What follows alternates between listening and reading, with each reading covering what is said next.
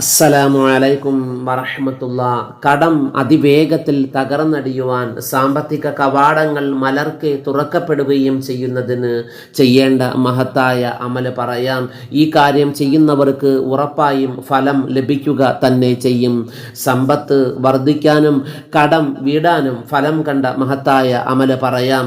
അൽ ഖിർത്തോസ് എന്ന കിതാബിൽ കൂടി മഹാന്മാർ പറഞ്ഞ മഹത്തായ ഒരു അറിവാണ്.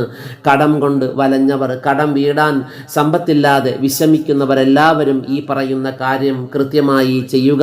സുബഹി നിസ്കാരത്തിന് മുമ്പ് 2 റക്അത്ത് സുന്നത്ത് നിസ്കരിക്കുക.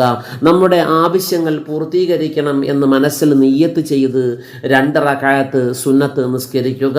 ആദ്യത്തെ റക്അത്തിൽ സൂറത്തുൽ ഫാത്തിഹ ഓതിയ ശേഷം ആയത്തുൽ കുർസി 3 പ്രാവശ്യവും ഖുൽ യാ അയ്യുഹൽ കാഫിറൂൻ എന്ന സൂറത്തുൽ കാഫിറൂൻ 11 പ്രാവശ്യവും ഖുൽ ഹുവല്ലാഹു അഹദ് എന്ന സൂറത്തുൽ ഇഖ്ലാസ് 11 പ്രാവശ്യവും ഓതുക. രണ്ടാമത്തെ റക്അത്തിലും ഫാത്തിഹ ഓതിയ ശേഷം ആയത്തുൽ കുർസി 3, സൂറത്തുൽ കാഫിറൂൻ 11, സൂറത്തുൽ ഇഖ്ലാസ് 11 പ്രാവശ്യം ഓതി നിസ്കാരം പൂർത്തിയാക്കുക. അതിനുശേഷം നമുക്കെല്ലാം സുപരിചിതമായ സുബ്ഹാനല്ലാഹി വബിഹംദിഹി സുബ്ഹാനല്ലാഹിൽ അലീം അസ്തഗ്ഫിറുല്ലാഹ്, സുബ്ഹാനല്ലാഹി വബിഹംദിഹി സുബ്ഹാനല്ലാഹിൽ അലീം അസ്തഗ്ഫിറുല്ലാഹ് എന്നുള്ള മഹത്തായ ഈ ഒരു ദിക്ർ 100 പ്രാവശ്യം ചൊല്ലുക.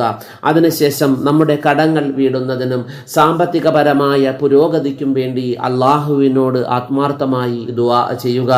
ഇങ്ങനെ ചെയ്യുന്നവരുടെ കടങ്ങൾ അതിവേഗത്തിൽ വീടുകയും സാമ്പത്തികപരമായ പുരോഗതി അവരുടെ ജീവിതത്തിൽ ലഭിക്കുകയും ചെയ്യും എന്ന് മഹത്തുക്കൾ അവരുടെ കിതാബുകളിൽ പറഞ്ഞിട്ടുണ്ട്.